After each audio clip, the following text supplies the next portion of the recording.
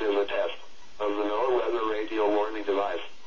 During potentially dangerous weather situations, specially built receivers are automatically activated to warn of the impending hazard. Tests of these receivers normally are conducted by the National Weather Service every wet day around noon. When there is a threat of or existing severe weather in the area on wet day, the test is postponed until the next good weather day.